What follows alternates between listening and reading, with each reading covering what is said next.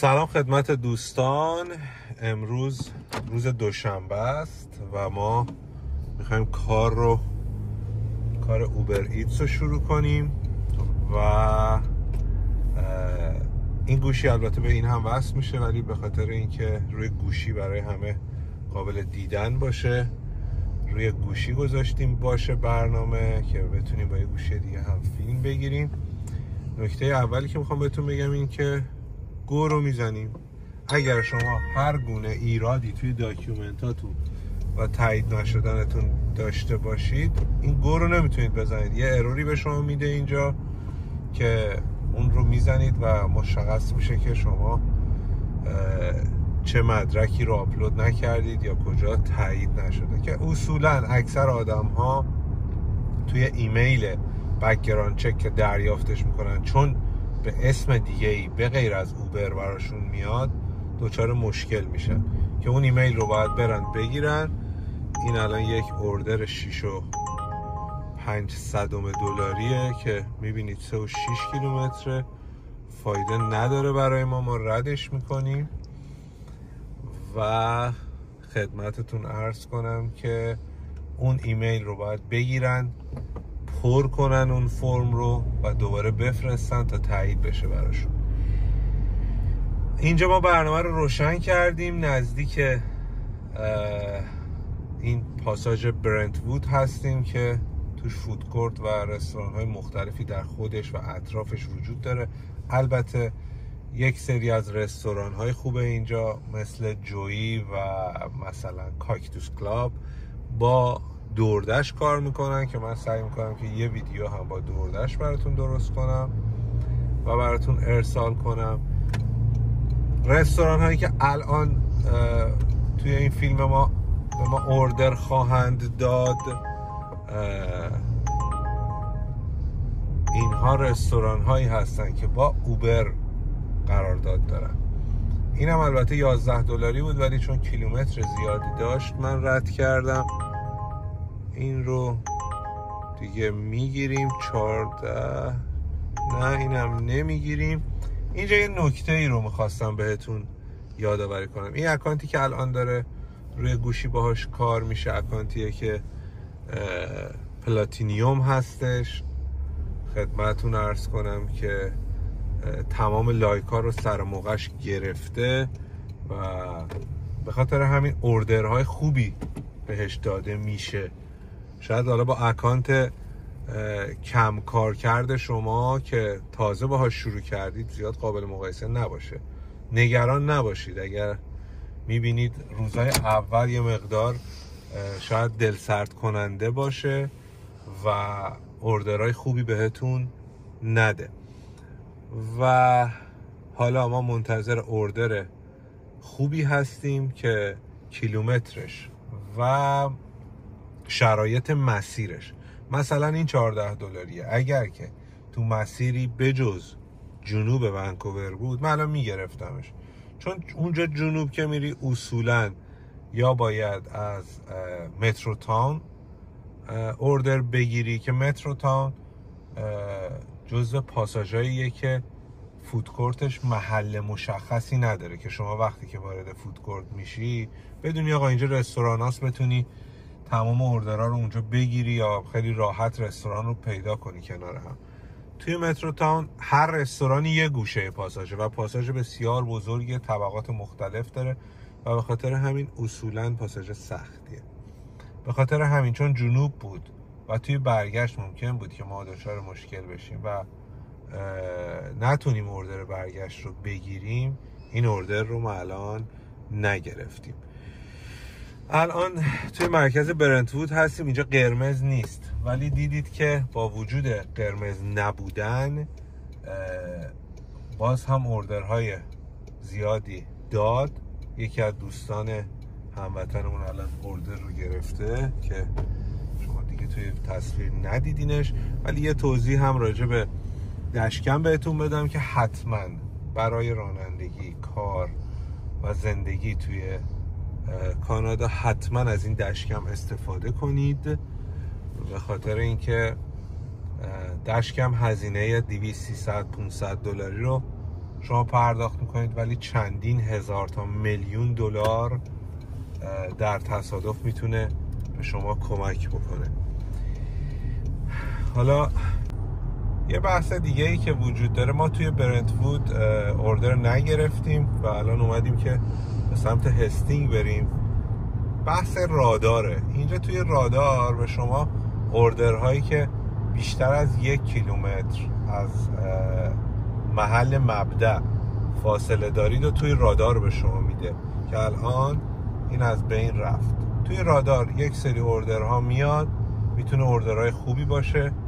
این که زودتر بزنید، این که اکانتتون دایموند باشه، پلاتینیوم باشه، یا نمیدونم امروز $200 کار کردید یا $100 کار کردید یا کار نکردید، اینها ربطی به رادار نداره و این الگوریتم نرم افزار وقتی که میخواد محاسبه کنه به کی بده، کاملا من فکر می‌کنم که شانسی باشه، چون ما چند نفر کنار هم نشستیم، این کار رو انجام دادیم، تست کردیم و اصلا به اون آدمی دادش که نامربوط بود. البته اونم خود من بودم، ولی دوستانی که کنار من بودن اکانتای بالاتر و بهتری داشتند، ولی مثلا اوردر رو من گرفتم و به خاطر همین این اصلا چیز مشخصی نیست توی این رادار، چون سوالاتی هم توی گروه در این مورد از دوستان پرسیده شده. حالا ما به سمت خیابون هستینگ میریم و از اون سمت هم به سمت کامرشیال و اینها باز هم در ادامه براتون توضیحاتی رو داریم.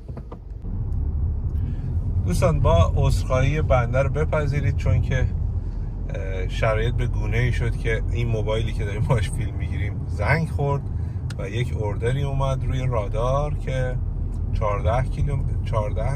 بود و 5 کیلومتر و ما اون رو گرفتیم و خدمتتون عرض کنم که حالا الان داریم میریم که اولی رو پیکاپ کنیم اصطلاحاً یا بگیریم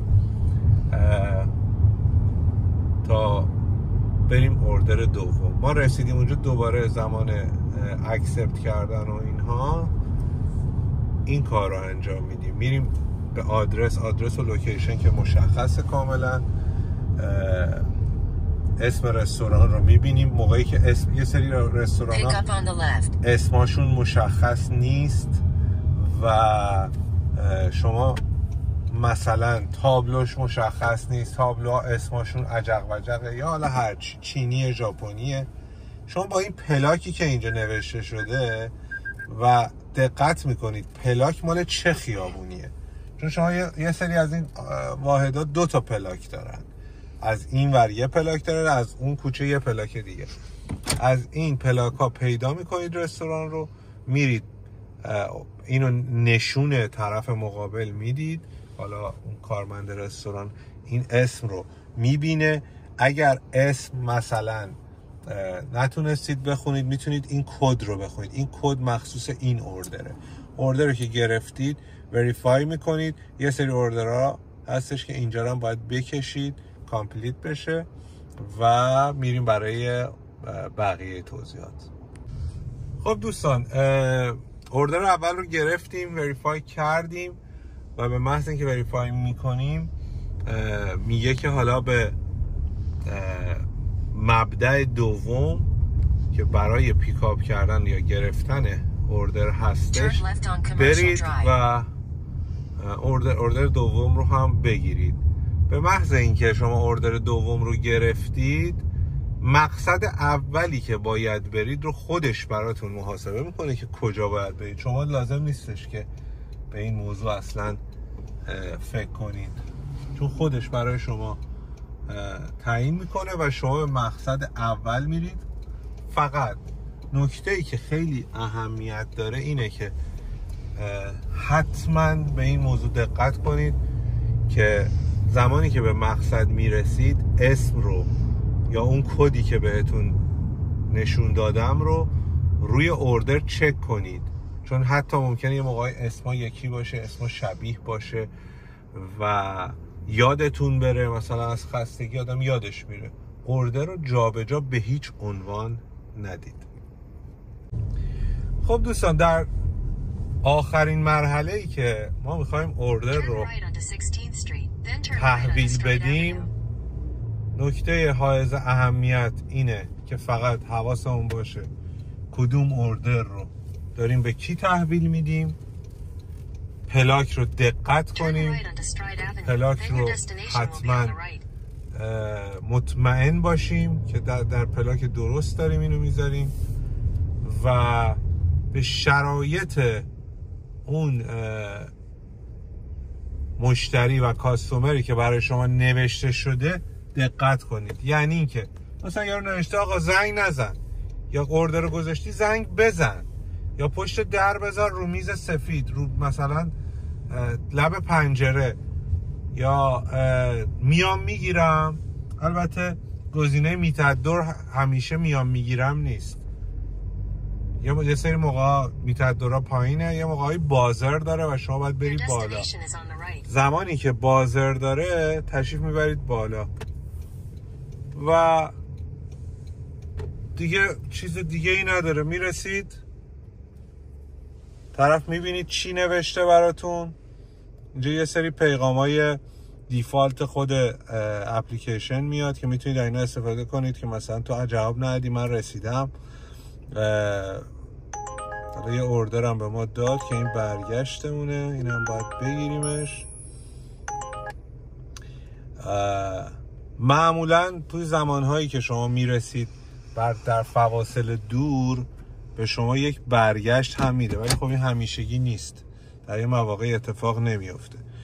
میرسید میخونید ببینید چی نوشته. نوشته که من واحد 207 م و پلاکش هم که اینجا نوشته، خیابون هم نوشته، کاملا مشخص. خیلی هم روی نقشه ها نمیشه اعتماد کرد و خودتون هم یه مقدار دقت داشته باشید. بعد که رسیدید بعضیاش تیک فوتو داره که باید عکس بگیرید، میتونید یه متنی رو هم آماده بکنید. بعضی ها نداره، فقط کانفرم میکنید و تموم میشه میره. ولی حتما این موضوع خیلی مهمه، فقط این که اوردر رو داشتید دست یارو دادید به معنای دلیورد کردن، رسوندن این اوردر نیست. حتما دقت داشته باشید که این برنامه رو اینجا تمومش کنید، این اوردر رو اینجا اکسپت کنید، کانفرم کنید و تموم بشه اینجا. بعد به ادامه مسیرتون بپردازید. مثلا میخواید کار نکنید دیگه گوشه نبندید بذارید برید، چون طرف میتونه بگه اوردر من دلیور نشد. و بازم اگر که تونستم براتون از این ویدیوها میگیرم. موفق و پیروز باشید.